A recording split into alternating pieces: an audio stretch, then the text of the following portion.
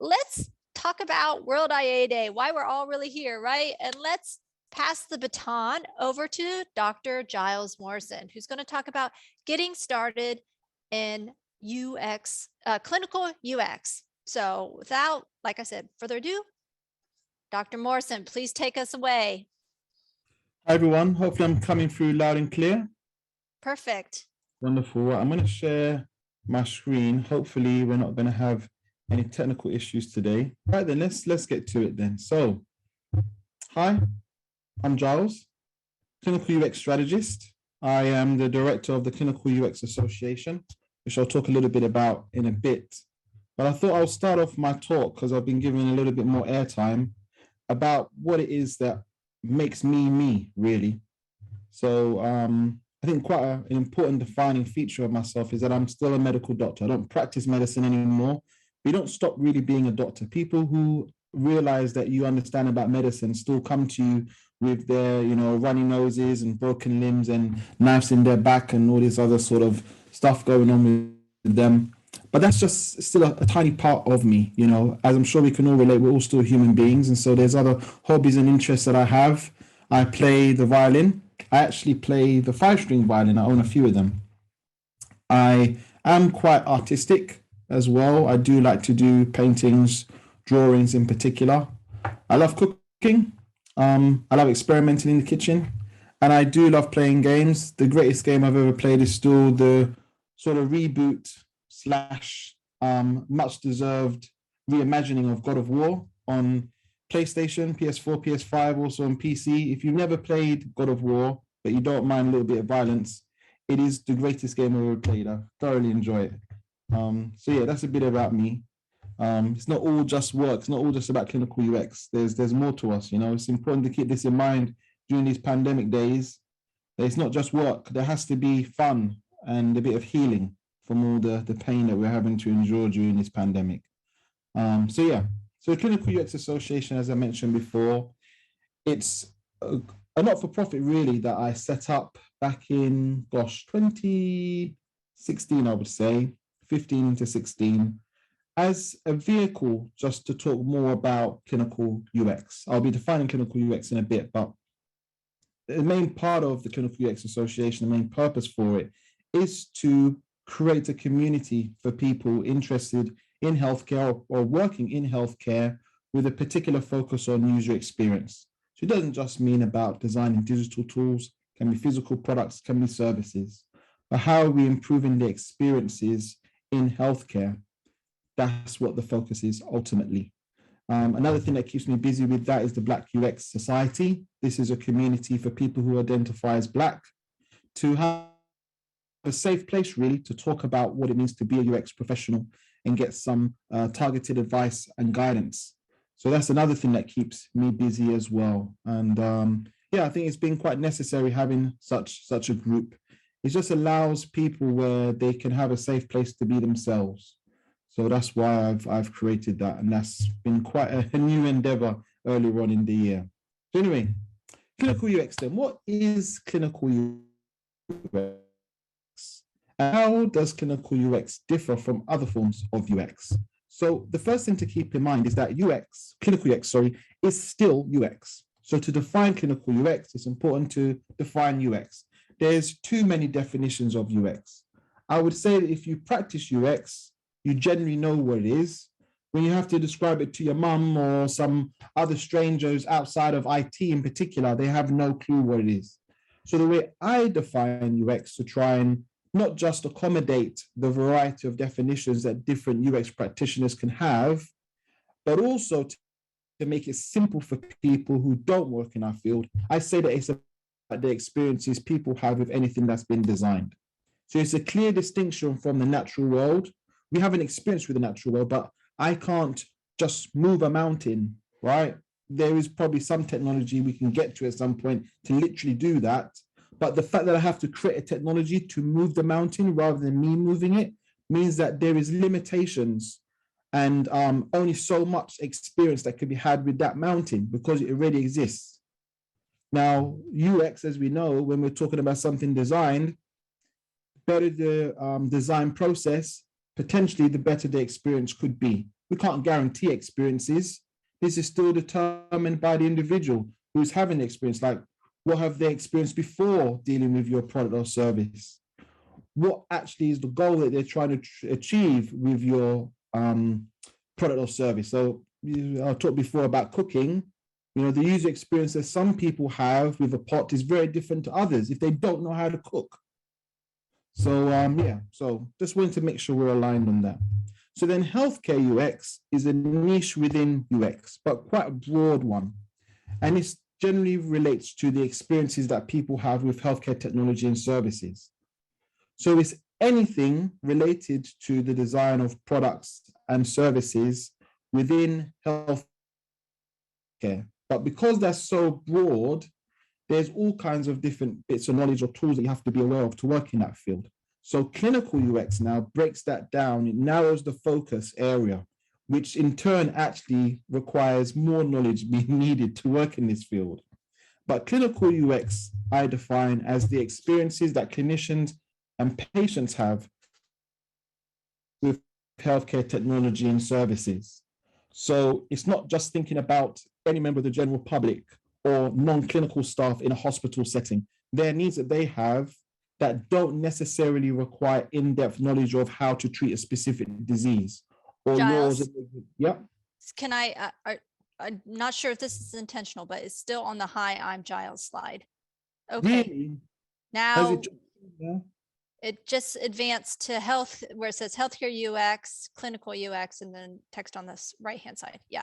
Right. Thank you for letting me know. I'll make sure, because there's a delay using Google Slides, I think. I'll make sure I'll advance the slides a different way. All right. Thank you. Yeah, thanks for that.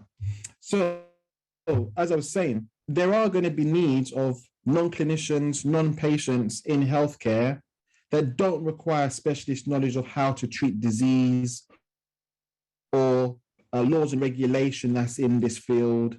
This sort of knowledge becomes optional in healthcare UX, but in clinical UX, there's a lot of knowledge that is mandatory to do the job. So again, if you're cooking food, there is a mandatory need for having heat if you are cooking certain dishes. But to make a meal, you don't always need heat. There's not always a mandatory or essential element. In clinical UX, there's a lot more going on that's essential knowledge. You'll notice probably throughout the whole talk, I like my food analogies. As I mentioned before, I love cooking. So I think the other thing, actually, just briefly to cover about UX, just to make sure, again, we're all aligned, is that as much as we're talking about the experiences that clinicians and patients have with this healthcare technology and services, UX in principle is about how do we support people in completing tasks and achieving goals. The end result of our work should be allowing someone to do something. So that's the gist of that. Right, so let's keep going then. Clinical UX pillars. So these are the main principles that define clinical UX. Now, the purpose of the clinical UX pillars or design pillars are there if you've never worked in healthcare before, but you're a practicing UX professional, or if you've never even worked in UX, let alone healthcare. Then if you follow these pillars, you're already going to put yourself in a position that you remove the chance, the risk of failure. Not completely, you're just lowering it really, but it ensures that you've already got the right mindset and you're dealing with any imposter syndrome that you could have or doubt that you can add value. Following these principles can allow someone even new to the field to do something that is useful in clinical UX. So we're going to go through these in turn: humanitarian, people-centered, cyclical, evidence-based, and ethical design. So the first one then, humanitarian design. Everyone deserves to live a life with dignity, using products and services that respect their humanity. This is the first design pillar for clinical UX for a reason. What unifies all human beings is that we're all human beings. More than anything else, there is that desire to have a good life, to be healthy, to look after our offspring, to form relationships, to have our basic needs met, all that. It's very, very important that we remember that we're dealing with human beings. If you're already thinking, how can I help this user who is a fellow human being have the best life they can have with my product, you're already putting yourself in a position to help them have the best life they can have with your product or service. Now, another reason why this is of such great importance is the fact that statistically, the average global citizen has more access to a mobile phone than essential healthcare services. So when we talk about all types of mobile phones, so not just smartphones by Apple, but those back in the day, Nokia 3210s and the like, the ones where you can play a game on it, but you're playing Snake, you're not playing Candy Crush. Those phones, there's still roughly 91, 92% of the world's population has access to a phone. This is profound, considering that half of the world's population don't have access to clean water, don't have access to rapid emergency care services within an hour, being able to see a GP, getting help if they're going into labor. This is essential healthcare services.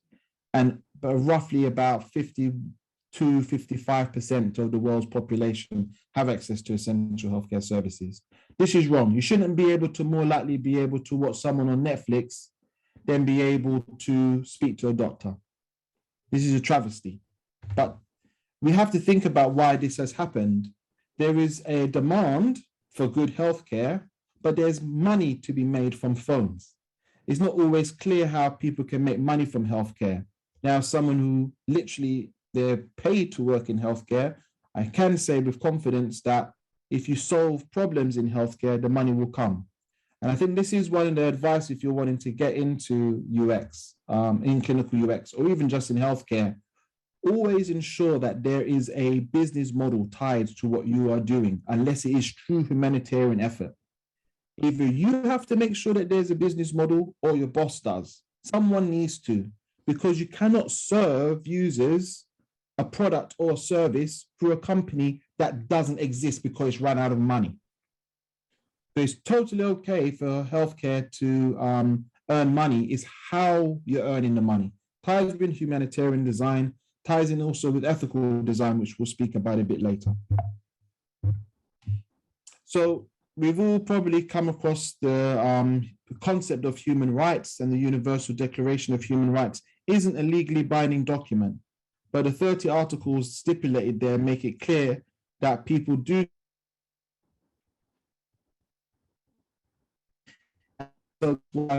most governments around the world did it somehow into their laws. So as well, I love the definition of health from WHO, World Health Organization. Health is a state of complete physical, mental, and social well-being, and not merely the absence of disease or infirmity. So literally, during this pandemic, you feeling isolated and feeling a little bit low and a bit lonely, this is ill health. We need to accept this. We shouldn't keep trying like, oh, it will get better, just put up with everybody's going like it is not good to feel sad. It's not good to feel low in mood at work, at home. Like this is all ill health. We're supposed to be happy, positive 100% of the time. That's perfection. Perfection is not attainable, but it doesn't mean that we shouldn't be striving towards that. It's really important. It's very easy for mental health to be downplayed. One of the reasons why mental health isn't getting the funding it deserves is because it's not so obvious in the day-to-day, the harm that mental health decline or social well-being not being optimized, the harm that brings. It's very obvious to see what happens when someone has a heart attack and dies from it. When someone's got type 2 diabetes that's become complicated and they're starting to go blind, they lose sensation in their toes and they have to have toes cut off and the like. It becomes very obvious the harm that comes from that, the damage, the disability that comes from that. It's not so obvious when it's mental health. If it was more obvious, maybe we'll spend more money on it. Right. So just to elaborate on this point of humanitarian design, this is a picture on the border of Kenya, some nursing staff in a health center with mothers with their young infant children who've all gone to do with immunizations for their babies and infants. Now, before the solution I'm about to describe was introduced in this healthcare clinic, There was times when the mums would come with their young children to get vaccinated. There's no record of prior vaccinations or of knowing that child, and the children won't get vaccinated. So a simple solution through a product called Journey is a means to track your child's vaccinations with help from Journey, as it says here in the poster. And it's very simple technology. You use these cards, which through near field communication, you just touch the card on a particular reader and it stores the information about the vaccination, the personal health record for the child's vaccination status. And there's one that's given to the caregiver, the parent and the child, and then one that's given to the nursing staff. There's a companion app. This is all technology, and the whole concept of having like a card that holds data about something, whether it's banking information so that you can, make a bank transaction, or in this case, a personal health record. This is not common in most of Africa. In fact, it's not common, particularly on the border of Kenya. But why should it not be a useful solution for them if it can solve a problem? Why should we think they should just use paper when actually this is more efficient and works extremely well? On the right here, we've got, I believe it's called a redundancy server. So when you can't send stuff to the cloud, you hold it locally on servers so that the data can go into the cloud, so there's a permanent record. This means that there was ever a fire, there was ever, power cut, everything's just gone locally, you can still have access to this health record. This is what I mean about humanitarian design. What's good in Europe, in the US, you can have across Africa. So next then, people-centered design. I'm pretty certain this is a concept they were all quite familiar with. I would hope so. I'd be concerned if it wasn't, but it's just to reiterate. We're going to keep the needs, wants, and limitations of all people affected by our solution. Some digital, physical products, some service, and we keep all of that understanding and appreciation at the center of the entire design process. So instead of it just being the individual end user that we're thinking about across the design process, we're not even just thinking about different types of patients, for example. If I'm designing a tool for a patient, I'm also designing a tool that could impact the way the clinicians deal with that patient, the way the loved ones get information about what's being done as treatment or prognosis for that patient. Can even be that I have to design a tool that's used by staff who have to maintain the software solution I've designed. These are all people. That's what I'm talking about when I say people-centered design. There's all kinds of stakeholders that are directly and indirectly going to be benefiting or harmed by what we make. And it's important to keep that in mind, this whole benefit and harm part. There's pros and cons to what we do because, and this is a little bit of a tangent because there's only so much I can cover in this talk, concept of socio-technical systems, which is the whole idea that you have a complexity of people, complexity of technological solutions that are all meshed together. And by bringing a change in one area of a socio-technical system, you will have a ripple effect, which could be very subtle or profound, which can have positive or negative impact somewhere else in the system. So me saying, oh, let's make the entire NHS paperless, good and bad things can come from that. And we're going to speak about that in a moment. Now, this is a picture of a friend of mine, Tara Humphrey. She's here with her husband and 3 children. Her youngest, Talia, lives with type 2 diabetes, type 1 diabetes, meaning that she has to have insulin to manage her blood sugar. She can't produce insulin on her own.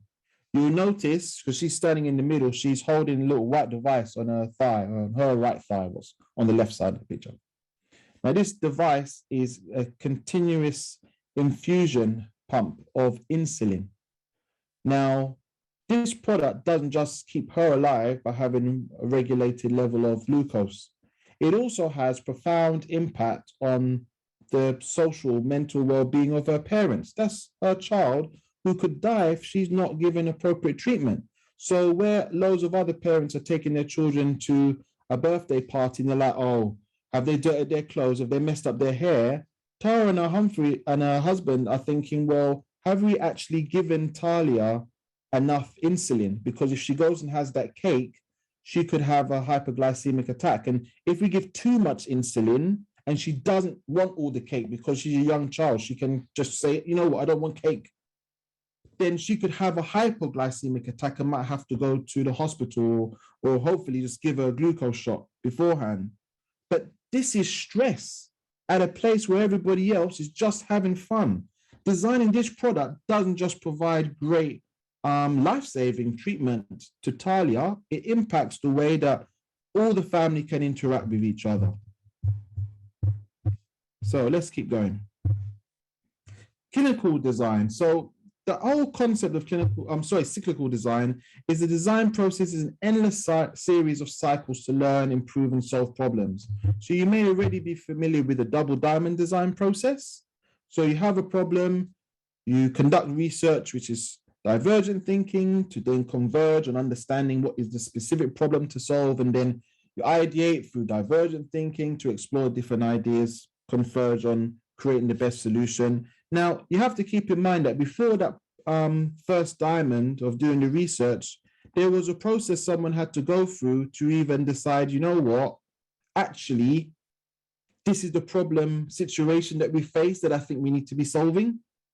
That had to go through a process for someone to come through that conclusion, followed by once you've made the product and released it, if we never look back at what we've done, we wouldn't have innovation. We wouldn't have, as I mentioned before about smartphones, we wouldn't have iPhone if we didn't previously have, regular mobile phones. And we wouldn't have mobile phones if the regular telephone, the one where you had to, some of you probably don't even remember this. I'm still just about old enough to remember the telephone where you have to put your finger in and spin around, and then you have to do it for every single digit of the number you're calling. And if you did the wrong digit, you had to start all over again, right? There's maybe some of you watching this who's never had to face that stress.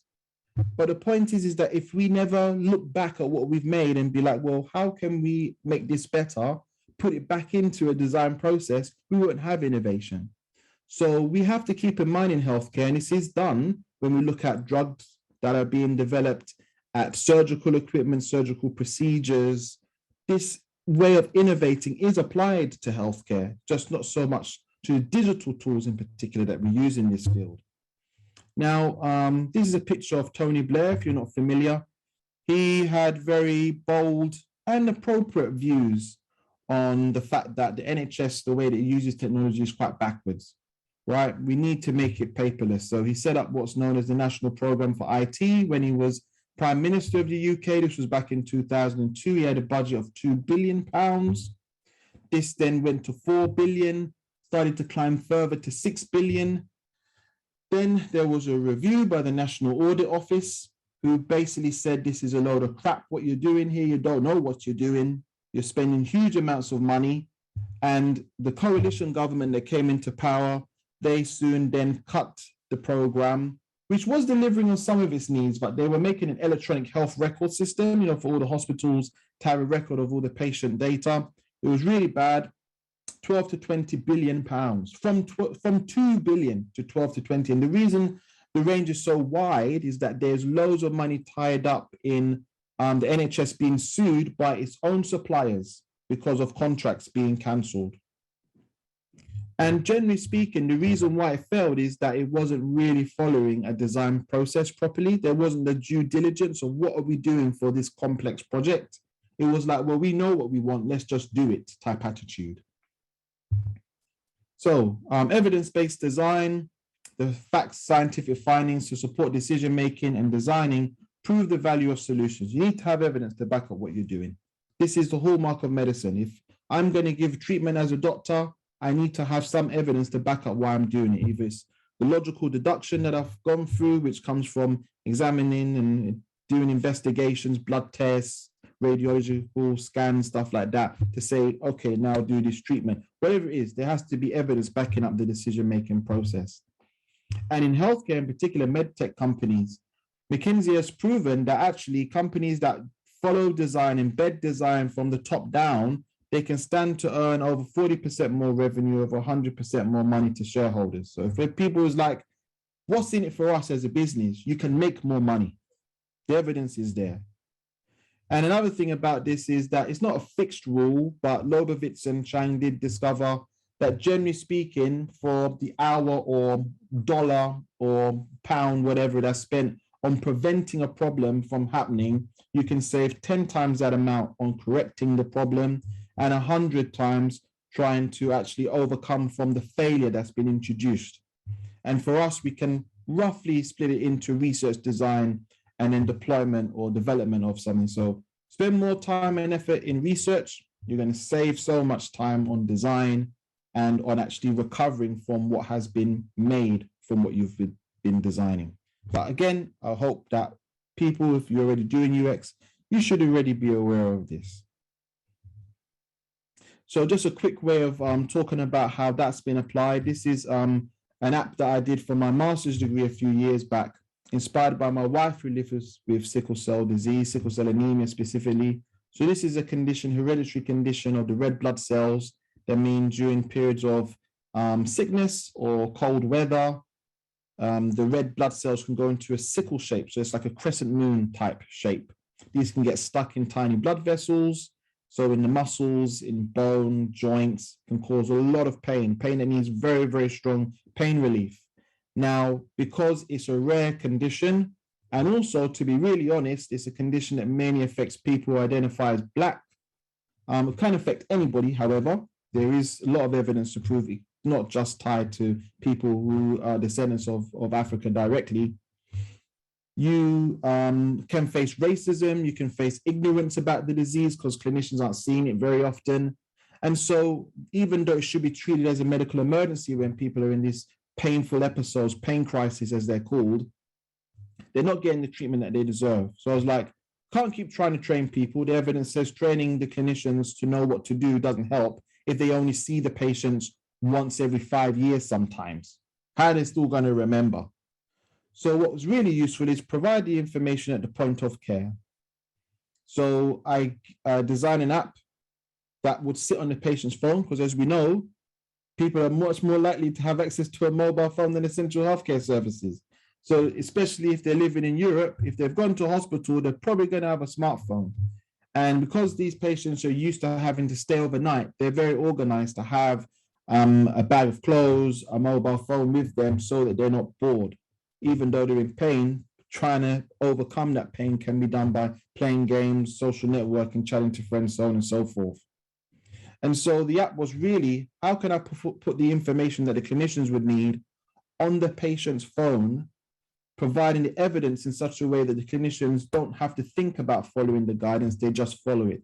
So that's why we've got the NHS logo there. We've got guidelines from the National Institute of Clinical Excellence, NICE. These are things that doctors in the NHS recognize. So if they see this on the patient's phone, they will trust it, even though they won't normally trust if a patient was to say, I need morphine. They'll think, oh, maybe you're a drug addict, you're asking for such strong painkillers. When they see it with, NHS number, which is a unique identifier for a patient, when they see guidelines for a recognized official source, they don't think, they act appropriately. So it's just providing evidence at the point that it's needed. So just to elaborate on that point of evidence-based care. So then ethical design, then this is solutions and the means to make them should be morally just for all who use or impacted by them. So here then is, we've heard about dark patterns. Some people have even been suggesting we should maybe shift this to deceptive patterns. Either way, any sort of pattern that's being used, design pattern, UI, layout, that's encouraging people to do something they don't want to do.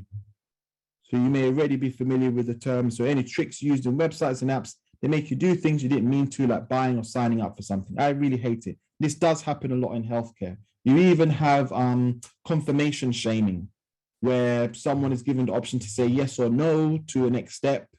And by you saying no, it's also saying, no, I don't care about health insurance. I don't care if I have money to give to my loved ones if I die. Like, this is wrong, manipulating people, trying to force them into saying yes. And another thing that's quite important is that there are a lot of healthcare apps on the market that actually provide zero value because there's no evidence, at least, to even confirm that they can do what they say they do. So this is just highlighting that there was a study that has been done to look at this fact, and it's quite sad, really. that how many people, if they don't know any better, will download an app, particularly a mental health app, that has no evidence that it can help you with a mental health problem, and then you don't go and see a doctor, you don't see a psychiatrist. This can be really, really dangerous. If you are using healthcare apps, make sure that there's clear evidence that backs up that it can actually do what it says it can do. So, clinical UX competencies. What are the main skills and knowledge required to work in this field? So it is very, very broad. Okay, I think we would all have a general idea of what's done in UX. And even when I share and show what can be skills used in healthcare UX, this is still something that can be used generally in UX as well. But then we start to go into technologies and skills, knowledge areas that are specific to clinical UX that you may not need to know in healthcare UX or general UX. So for example, what are the different tools that clinicians are using? How do you actually treat a patient if you don't actually have a diagnosis? How do you encourage clinicians to communicate with each other better to optimize their way of working? Now, what does this actually look like in real life? Knowing this can be really, really powerful and actually essential when you're designing tools for clinicians and patients. But in the interest of time, we can't just try and go through every single one of those competencies. I like to break it down into 5 of them. The first one being psychology. This is the particular area of bringing the science of UX in. So applying the theories of how people think and behave. Our research methods can provide insights on making useful healthcare technology and services. So your human-computer interaction comes into play here, behavioral science, human factors and ergonomics, stuff like that. Then there's design, which is about the knowledge of how to use creative skills to communicate ideas, problem solve, create diverse products and services. Being artistic is completely different. It's related and very useful, but artistry is about actually appealing to different senses. That's very different to being creative. So as I'm sure, hopefully, you know, even if you're more so in the UX research side of things, you don't have to be artistic to be a UX professional at all. Then healthcare as a broad category of competency. So understanding how healthcare is delivered on a global and local level, what the biggest health problems are that need solving by clinical UX designers. So this would also include, so what is the general patient journey? Now, what is the general way of treating patients, regardless of the disease that they have? What's the flow of money in healthcare? Because this can determine who's going to pay for a product or service. What's the laws and regulations that govern the products or services that you can make? How does that create constraints on what you can do? Then there's technology, so the use of physical, digital solutions, which make tasks simpler, life easier. So these are solutions that can be connected to the internet, utilize radio waves, or are purely offline, like a spoon is technology. A wheel is technology, not just apps. And then professionalism, how do you put all this into play to actually make products and services that make a difference, to have successful businesses? How do you work with other UX professionals, non-UX professionals? How do you raise UX maturity in an organization that doesn't know what UX actually is? Now, to narrow down in these, again, if you were to focus on just one specific skill or knowledge area, these are the 5 I would encourage you to deepen your knowledge of. So healthcare behavioral science. In fact, I wanted us to take a 2-minute break, but I think we should plow on. What do you think? Plow on? Plow on, all right. So healthcare behavioral science. Scientific discipline to explain or predict changes in behaviors of humans and animals to encourage good or prevent ill health. So broad definition, but that's basically what healthcare behavioral science is. It's just understand what people do so you can explain behaviors, predict behaviors, which then can help you encourage particular behavior. Like you can't guarantee a behavior, like you can't guarantee someone to open a door, as I'm sure we're all familiar from Don Norman's Design of Everyday Things. There can still be confusion. There can still be an opportunity for people to do something you weren't expecting. But by understanding psychological principles and applying it to the design of products, we can make them more effective. Now, the behavioral model I personally like to use is the reasoned action approach. I think it's the most, as much as it's multi-layered, it's the most logical one, and the one where you're not normally scratching your head and being like, how am I going to get value out of this? Like there's COMBI is a common one used specifically in healthcare, not only for health, but the reason action approach is good. What I love about it is that it's basically saying that someone's beliefs about the actual behavior itself, the success of performing the behavior, on what other people think about the behavior, all of these can impact whether you actually do the behavior or not. And particularly in healthcare, do you even have the tools? So even if you think it's possible, like intellectually, you can imagine that you can go from one country to another by going on a plane rather than wings sprouting out of your back. Like you can imagine what can really happen, right? But do you have the money to pay for the flight?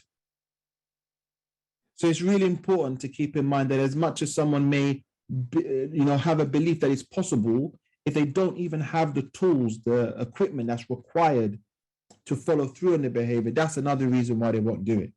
But when you use the reason action approach, it allows you to systematically look at the new product or service or change to a product or service that you're moving forward with and thinking, well, have I done all that's possible to give someone the best chance of going down a behavior path that is most useful to them to complete a task, achieve a goal.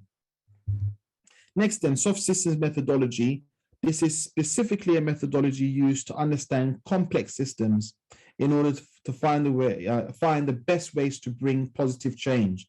Notice that I didn't say problem solving, because sometimes you're facing situations where everybody believes everything's great. It's not that bad. So why are we seeing this as a problem? We should be seeing this as a way of improving what's already there. You could see it even as simple as you go to the Amazon or you go to certain parts of Africa, you're seeing tribes, groups of people that have never dealt with modern technology as we know it as. It doesn't mean that they've got problems that need solving. We can bring technology for them to have new ways of doing stuff, but what harm could we be bringing into that culture, to that community by bringing this new technology? Same thing happens even in a hospital, telling everybody, well, let's go paperless. Everybody's going to use a mobile phone. But people were used to the sound of a pager. They're not used to the sound of the mobile phone. They respond differently to it. So when you're expecting someone to answer the call and they didn't, you're like, but it was a phone call. Why are you ignoring it? It's like, but we don't normally use phones here. Oh, let's make mobile apps for nurses. The nurses don't use mobile phones. Globally, they don't use mobile phones at work. So it's about thinking, well, how can we improve things, but not just saying, oh, but I've got this solution. It's really about understanding the complexity of what's going on. And so with soft systems methodology, one of the artifacts that you create to begin with is known as a rich picture. So this is a visual representation of that complexity, the different stakeholders, the different types of technologies, and how they interrelate.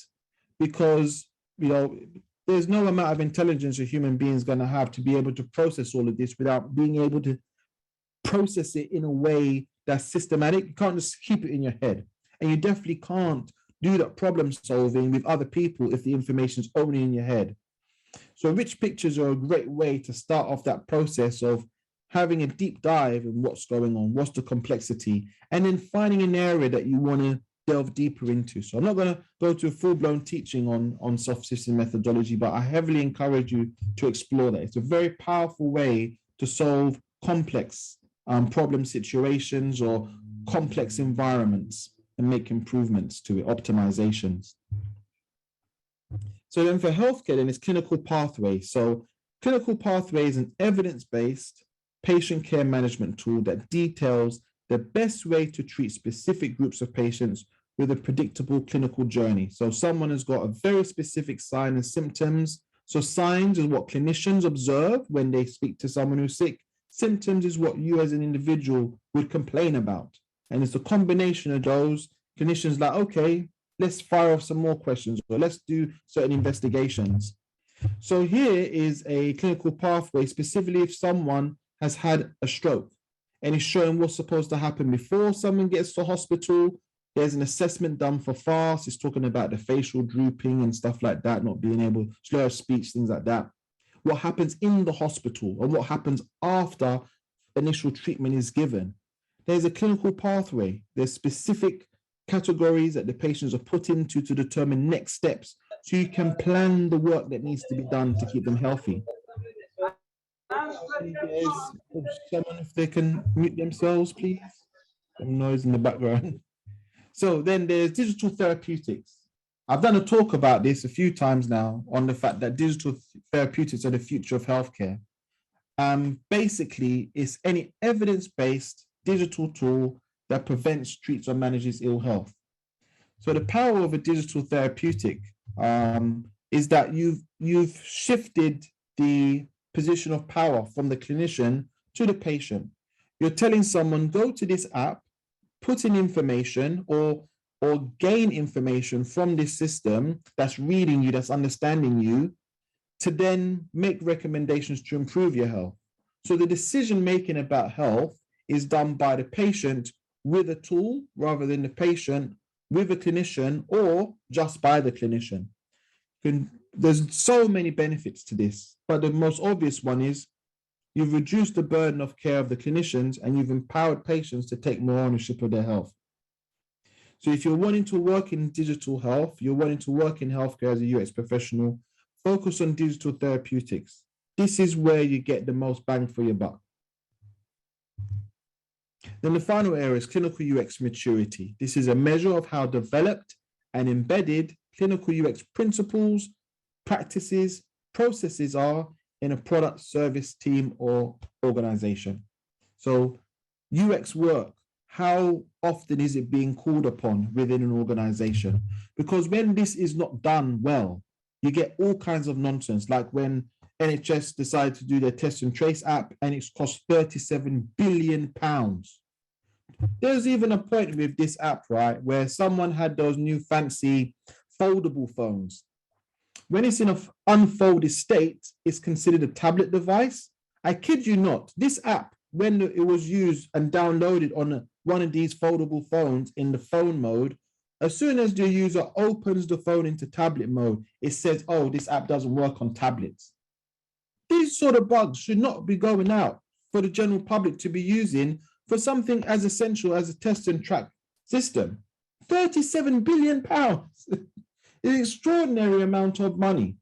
And it's because ultimately people weren't following a design process.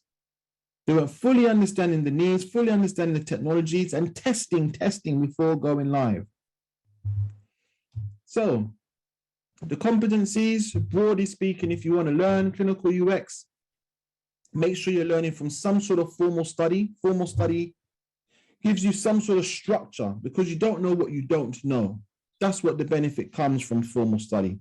Can come from a master's, can come from a boot camp, can come from reading books, but reading books that are more academic and actually teaching you what's going on, rather than just general UX books on a specific discipline. Because it might give you loads of knowledge in that, but there may be the more practical application of that knowledge that's missing because there isn't that structure that comes from formal study. Then there's self-study, which is really great when you want to delve deeper in a topic that you do have some understanding of, or at least you're aware of your knowledge gap. So you can do that self-study to deepen that knowledge. Always network, like coming to events like this is part of networking. For you to meet other people interested in this field, learn from them, share amongst them. You know, there's always going to be a ceiling that you can learn from peers, especially if they've just started out. But that ceiling gets bigger the broader that your network becomes. There's more knowledge that you can get by having a bigger network. And particular part of that network should be mentors. So people who are more senior than yourself, been there, done that, designed the t-shirt, sold the t-shirt, so on and so forth. You need to have a variety of mentors, and you're never too senior, too old to have mentorship. Have multiple mentors, because no one person can provide you with all the knowledge and guidance and feedback that you need on what's going on with your work.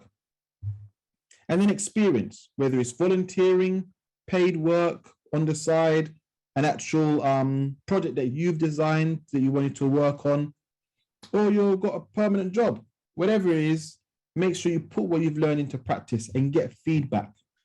But if you follow, use all these 5 techniques, you will develop yourself as a UX professional. So this is illustration just to reiterate that no one method of learning is going to provide you with all the knowledge for any of the other competencies. So the thick green lines are emphasizing that, you know, some ways of learning are really, really good, and the dashed lines are showing that it's just a weak amount of knowledge you can get from it. But it's supposed to look busy, to emphasize, use all 5 learning methods to learn all the 5 competencies. Don't rest on just one of them. So to close then, some clinical UX tips and tricks, insights on the challenges in healthcare and how to overcome them. So the first thing is that clinical UX is not work everyone can do. So if you are in this call and you're working as a UX professional, I'm not saying you can't do the work. What I'm saying is we can't keep expecting the developers to do all of the research, the product manager, scrum master to do all of the requirements gathering and defining. We can't have non-UXers doing UX work. It's just as insane as trying to ask a mechanic to replace a heart valve. It's just insane as saying that you want a newborn baby to go and cook you breakfast. Like, it's nonsense stuff that we're like, I'm sorry, I go as far and bold as saying that is that you've got people who are trained, experienced in another field doing our jobs. This isn't right. It actually devalues our work. It can create problems with how much we earn, how much people even seek us out as a profession. You need to stop. If you are a UX professional, you do the UX work. It doesn't mean non-UX professionals can't assist and help, but them having the responsibility, that's not proper. So life as a clinician is hard, and a complex lack of resources makes it difficult to give consistently good care. There's so much more I can go into this, but I think it's just something that if you just keep that in mind, that complexity is something that clinicians have kind of gotten used to. Don't feel like you have to remove it all, because you can't. There's a lot of that complexity that's there by design or there because of neglect. You can't solve all of it. But keep in mind that there are opportunities for improvement if there is complexity that's making life hard. And then for patients, it's hard because one of the biggest issues they have is just a bit of ignorance or otherwise not knowing what's going on. You're in a position where you can provide better information to patients of what's happening. You're going to be able to empower them to make better decisions. It doesn't matter how much research you do, unless you suffer from a disease or someone in your household has a disease, you don't know what it's like to live with that disease. So we need to be focusing on how do we empower the patient to do more. That's how we make their life easier. Clinicians inherently understand UX. It is what they do as a clinician. So here, as you can see, the diagnosing process. So doctor, I've got chest pain. Oh, well, is your chest pain a heart attack? Is it pneumonia? Is it indigestion? We learned that from taking a history, asking questions. We do a physical examination. We might do an X-ray, EKG, ECG to see what's the heart tracing. All that narrows it down to be like, oh, you know what? You just overate. It's indigestion that you're suffering from. The treatment is this antacid. But then we check up, make sure everything's okay. And then if there's a problem, complication from that condition or a new issue, the patient comes back with a new problem. Same thing happens in design. There's a request, some brief. You go through your requirements gathering process, maybe from a kickoff meeting, you do your user research. You go through an iterative design process. You decide this is actually the best solution that you've designed, you've tested it out, you produce it, or you roll out this new service, you evaluate it, and then you repeat. Clinicians get this. They really do. Focus on innovation, not just inventing. Like SMS is still a great technology. Even USSD, if you're familiar with the mobile phones where you do hash code and then a few numbers to get some information from it.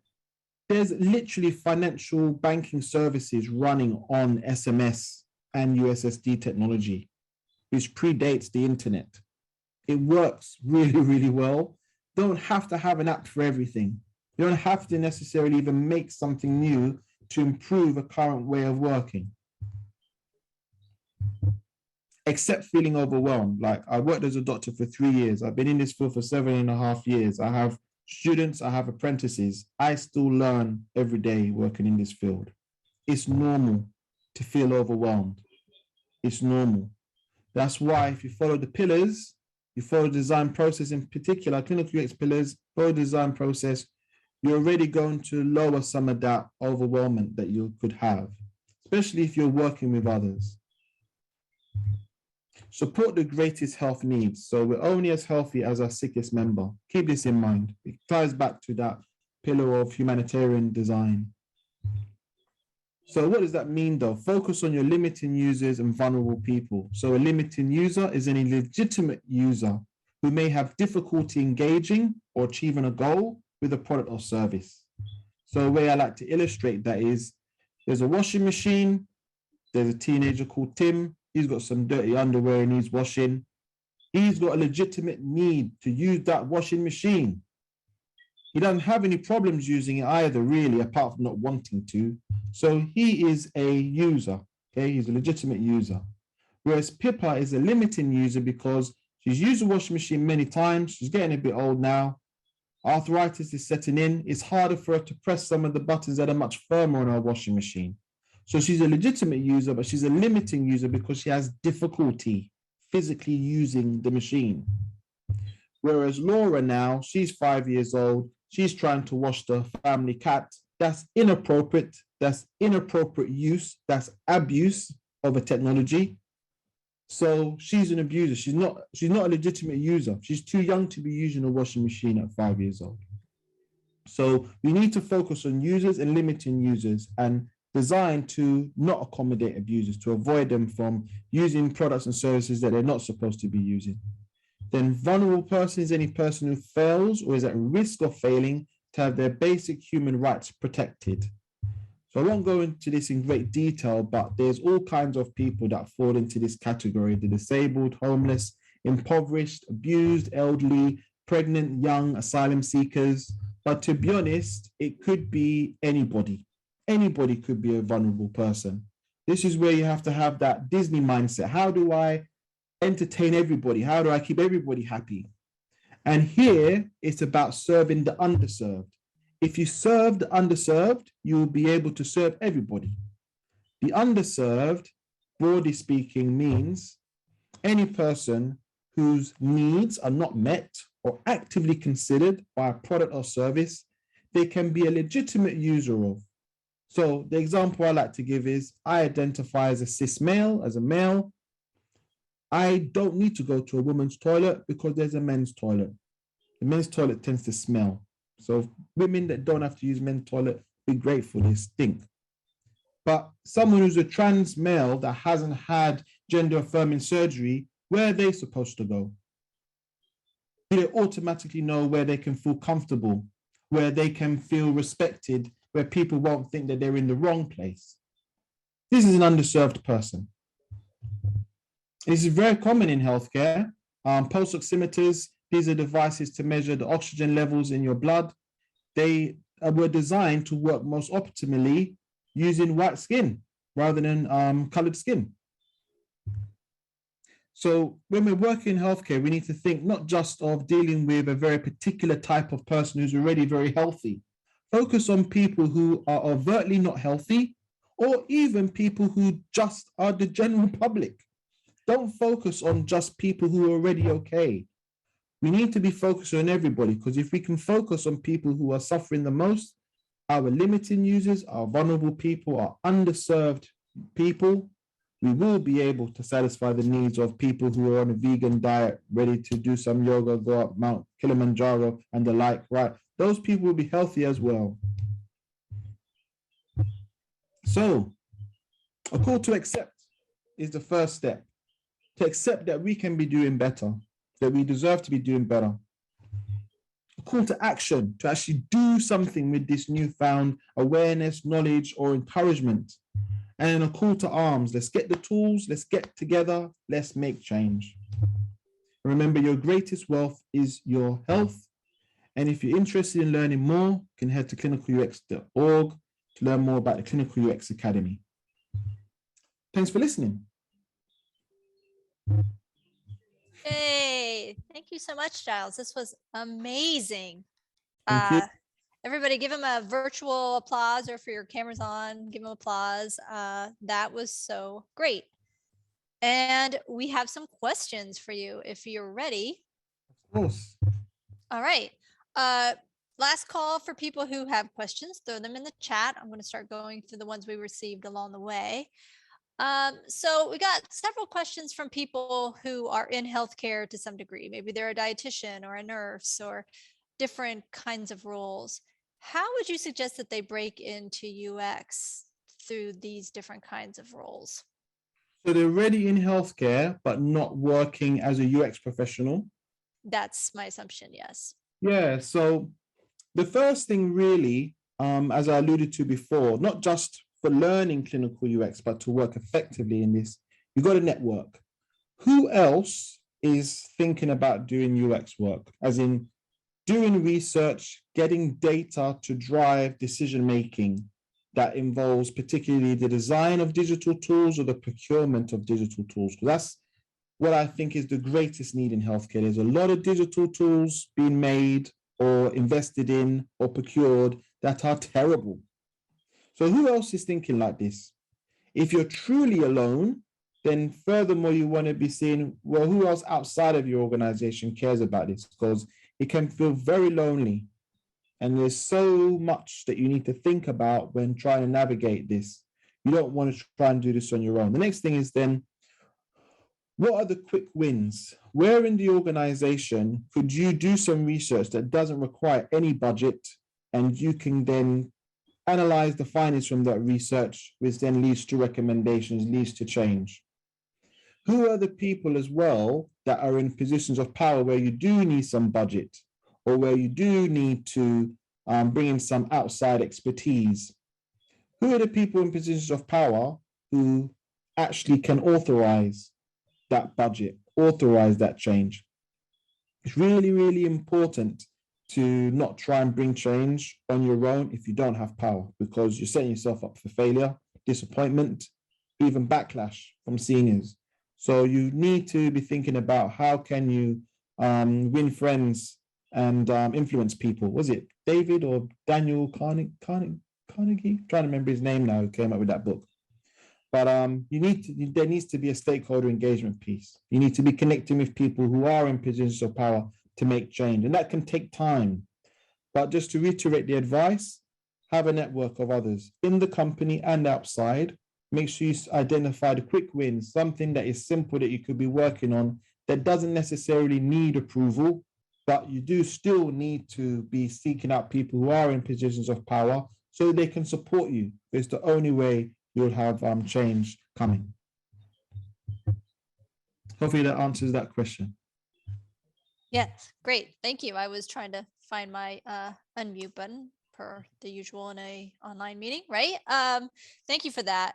Yeah, you touched upon a few other questions that people ask, like how do you get like that stakeholder buy-in? You said you can't do it alone. So how do you get some help to maybe make some of these things happen?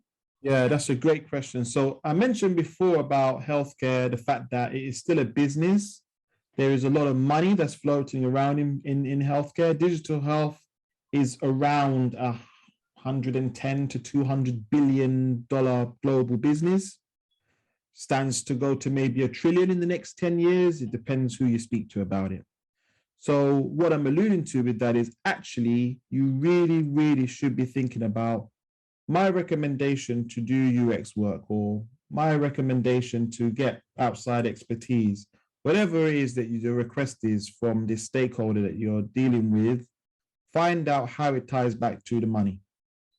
How does it affect the business, either losing money, saving money, making money?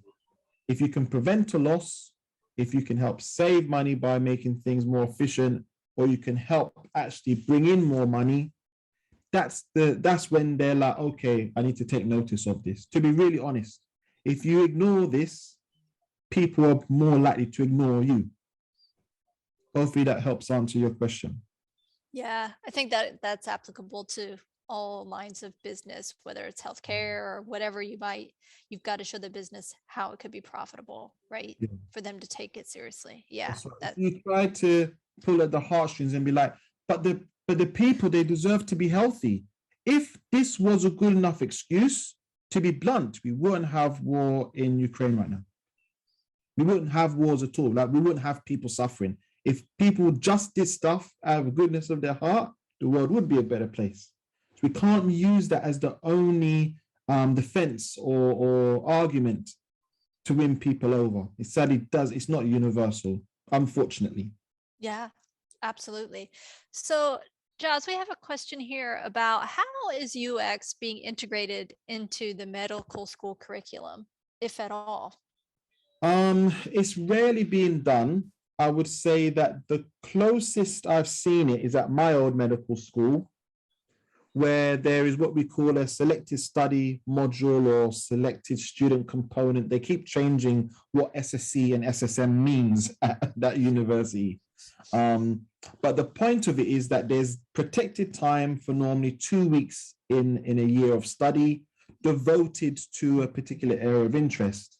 So there's times when clinicians medical students can devote time to learning about making digital health solutions. Then there's times where, for example, there's a few medical schools, I think the Thomas Jefferson does this at the university and the hospital, where the medical students are able to work alongside designers, or more so the designers can work alongside medical students and learn with them and from them. So that provides some input, but to be honest, it's not embedded. It's not embedded. The closest other thing that we have to it is just the encouragement for students to learn how to use different types of technology when they're on the wards. But to be honest, it's not that dissimilar to saying that you need to wash your hands before and after seeing patients. Like, they don't have a choice. They have to use the technology. So it's not so much teaching the students how to make better digital solutions or encourage the right solutions to be procured. It's more so like, this is what you have to use, so put up with it type thing. So there is a gap in training there. It's one of the gaps I'm trying to fill with the Clinical UX Academy, where I teach students, medical students and doctors and non-healthcare professionals who are even just working in UX. But we do need to bring this into the medical schools and the other academic institutions teaching all the other type of clinical staff. In fact, I found far more nurses and pharmacists and physiotherapists doing UX than doctors. It's very rare to find a doctor. I only know of, so there's 2 that I've trained, there's 4 that I've trained to do UX.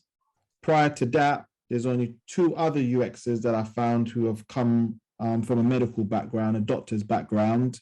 And then there was another who was a doctor, but he has shunned the healthcare communities. He must have had a really bad experience. I didn't talk to him very long.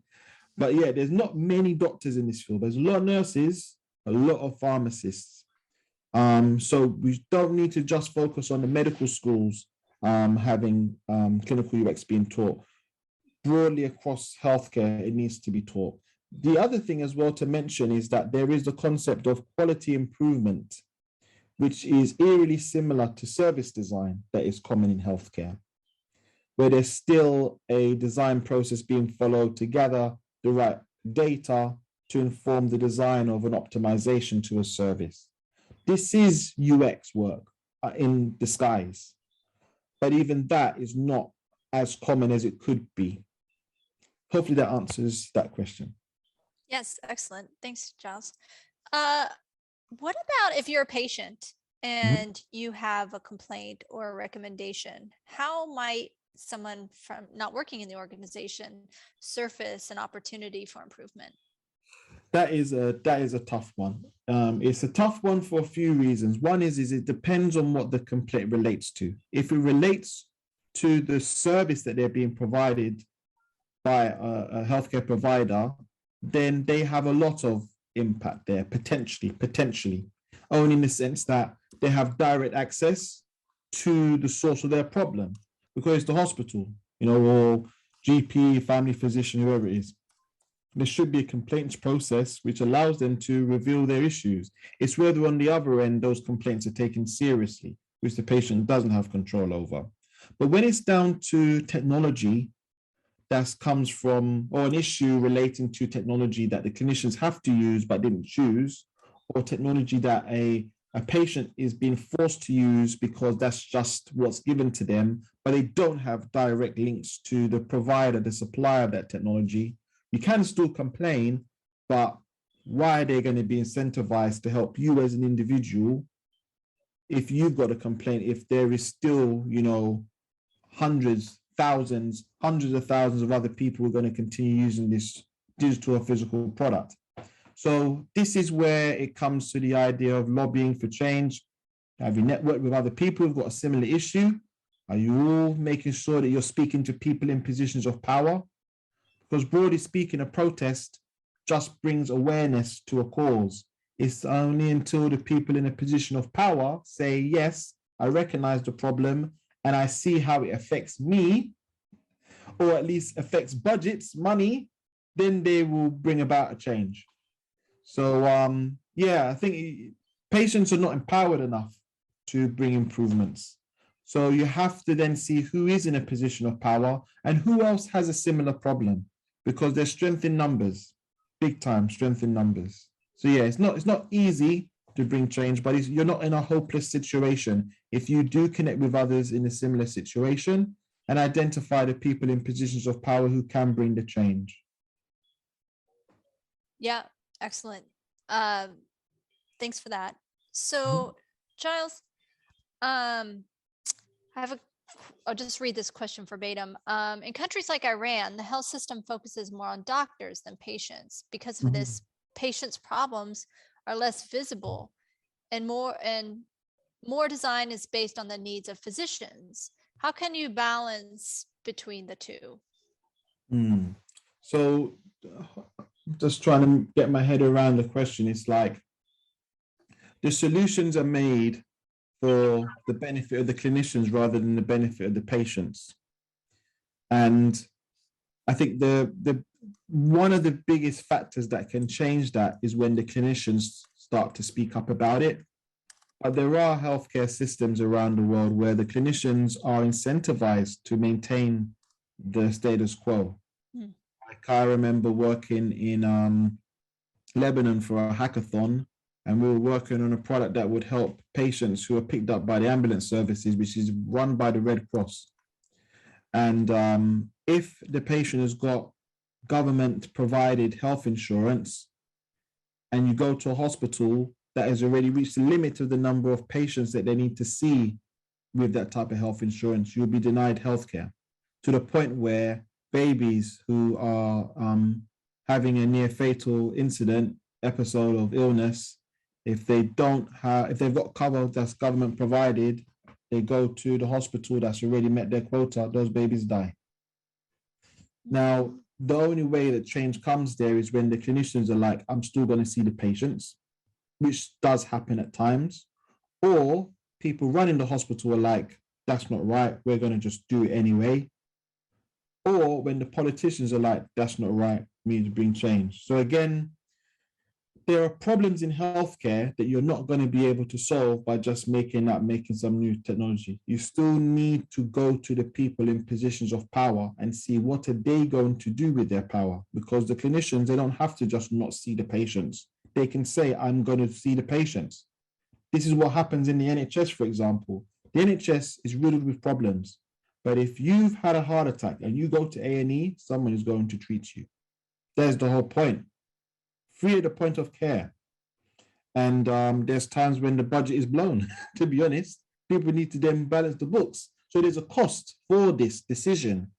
But then the politicians have to find a way, because they still stand by the rule of healthcare delivered free at the point of care. Because that is a rule, that is it's the equivalent of a law. Technically, it's not a law.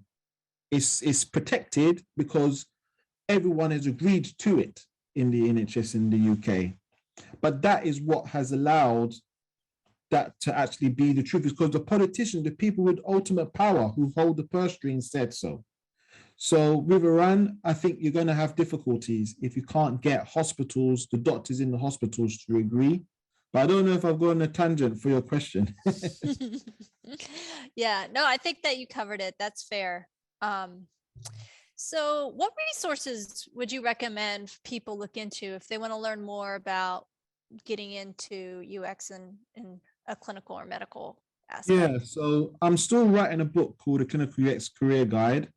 You go to drgilesmorrison.com, there should be a page that talks about it. You can join the mailing list for when the book comes out. But that's something that is a much deeper dive into the topic of getting started in clinical UX than this talk.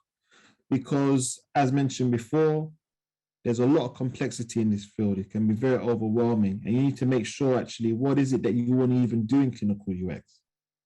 You know?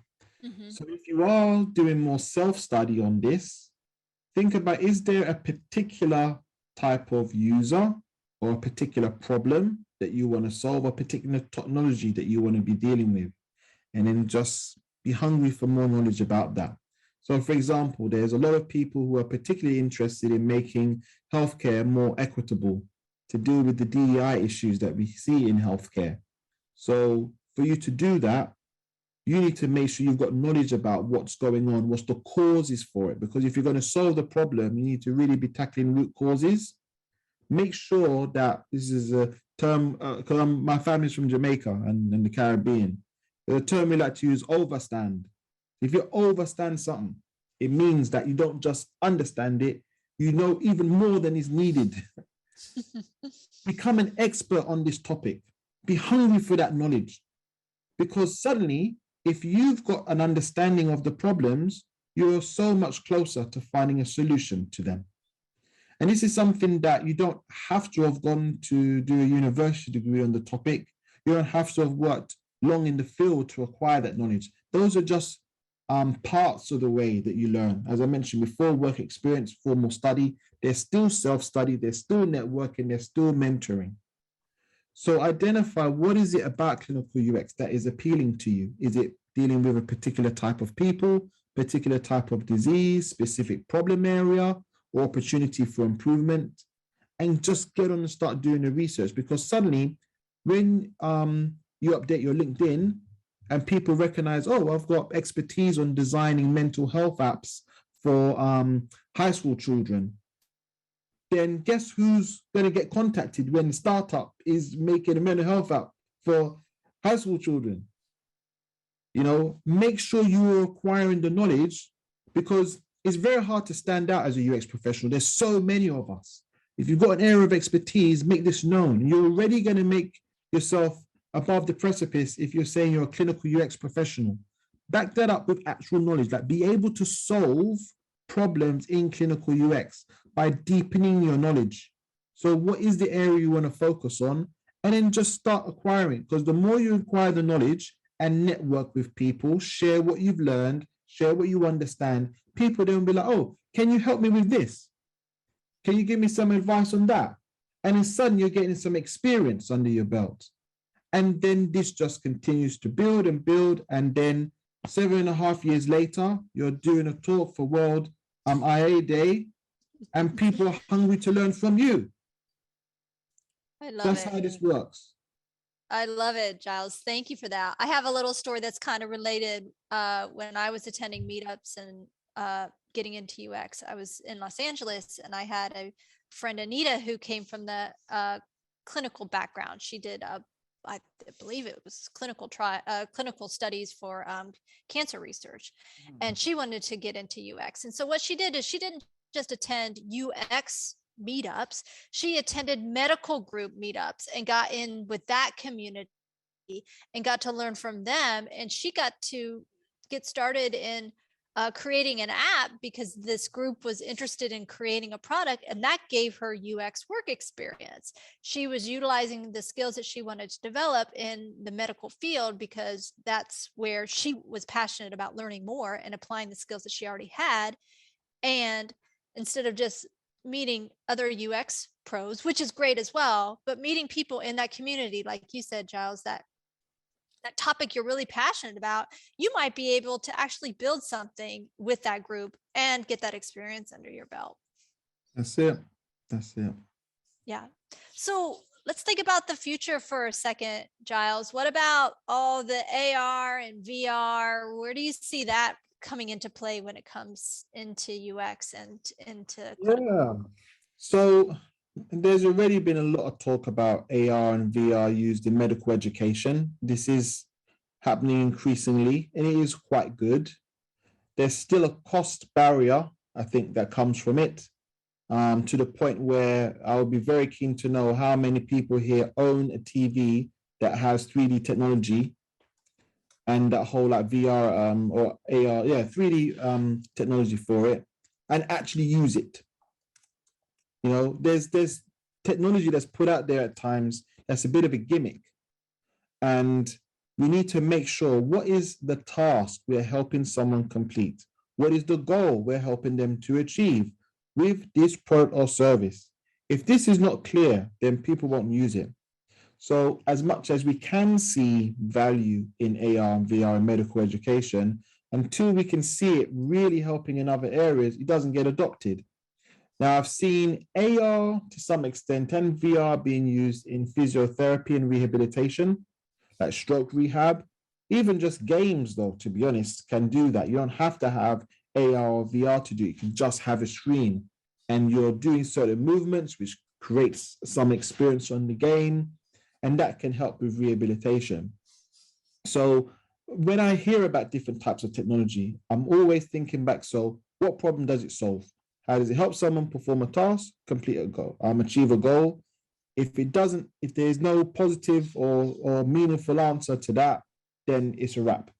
With that said, I was learning about digital humans recently with a client. That was very interesting, where it's an AI solution with machine learning that understands generally sentiment of people from written text or from natural language processing. And so I tested it out and I was like, so you can go to, I think it's called digitalhumans.com. And you speak to the character. And I said, you know, I'm quite tired, I'm quite exhausted, I'm really busy, you know. And it picked up on one thing I said and ignored the others. I'm like, okay then. But then when I responded to the question I was asked, it picked up on the other things I mentioned earlier. And I'm like, there's something going on here. It doesn't necessarily mean it's going to replace a doctor, but this can be a really great way for, you know what, I've got a problem with my sick child. You know, I want to speak to someone. I think it's going to take too long to go to A&E, or maybe I don't need to go to A&E. Is there anybody I can speak to now? But something that can read the room literally through computer vision and speakers, so natural language processing or whatever it is, heartbeat, you know, whatever tracings, biometric readings, and what I say, not a human being to say, actually, this is an emergency. Don't worry, it's not that bad. Or this is something to be aware of. Let's review again in an hour. You know, just that quick. And it was that strategy of food to bring mankind into. I think that's someone else.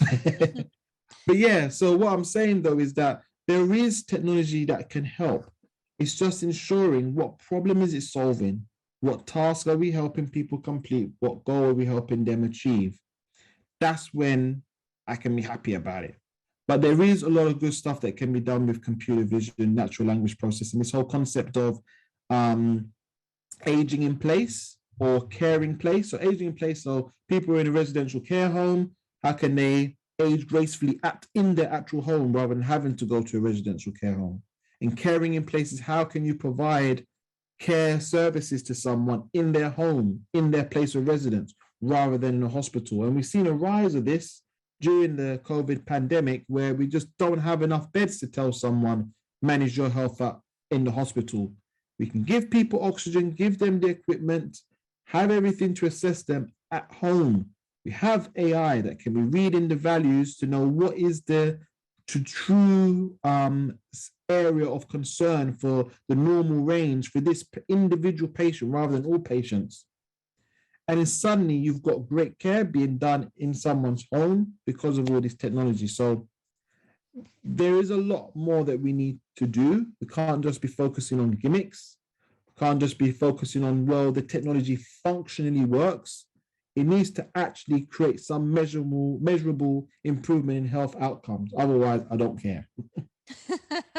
Yeah, good. That's a fair point. I'll wrap up with this final question, which kind of touches upon what you were just talking about, Giles. Is like, what's a differentiator that you can see, maybe a gap in the market or whatever? Like, what are we missing? What could we be really working toward to make a better health experience, if anything comes to mind?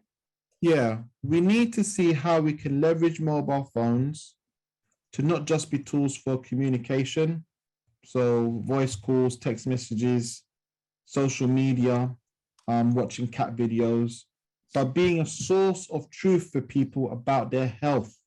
It's already a source of truth for them to hear about all kinds of nonsense going on in the world, or to be entertained. It can be a source of truth as well for recipes when you're cooking, for booking a flight to travel. It can also be a source of truth for someone's health. There is still a gap. It is not just blindly saying, let's just make an app for something. We need to think, how can we bring the power to the patient, empower the patient to take more control of their health by giving them the right information that they need to make the important decisions. Of course, if you're sick in that moment of time, maybe you should get a clinician to check you out. What you don't know, if you haven't been to medical school or had a disease for very long, is how serious is this? What is the treatment? Should I get a review, or can I manage this at home? Like, the decision-making process is impaired because you don't have the information. The information for us to make any decision in life is either already in our head or somewhere in the world, in a book, in someone else's mind, on a computer, on the internet, wherever it is. If we can empower people to get access to the right information at the right time to make decisions, that's how we empower people to improve their health. This is what digital therapeutics can do. So that's what I would heavily encourage. If you want to work in the digital health space, or even just in healthcare in general, digital therapeutics is the future. That's how we improve health, because suddenly you've got a tool which has helped grandma in the bush, who's already used her mobile phone to pay her bills. She has to go outside of her house to go to a toilet. She has to, travel for a mile to get clean water, but she still can pay bills, get cash out using her mobile phone. She should be able to manage her health as well. This is what doing better work in healthcare means. That's what I encourage us to be focusing on, digital therapeutics. Excellent. Thank you for that. Again, this has been fantastic. The chat is just on fire with praise and comments and people chatting about this on the side, which is awesome. Just want to ask you one more time, Giles, is the website where you were talking about where your book is coming out, was that different than what's listed here on the side? So I will put a direct link to that now for you. Excellent. Do you have an ETA on the book?